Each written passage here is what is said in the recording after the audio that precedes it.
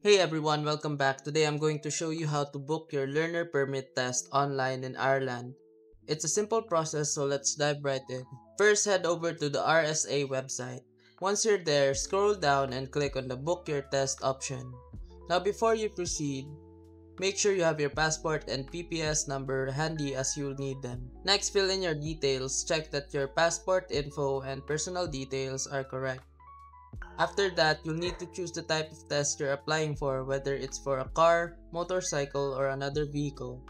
Then enter your postcode and select a date that works for you. Choose your nearest test center, fill in the rest of your details, and make the payment of €4. Once that's done, your appointment is all set.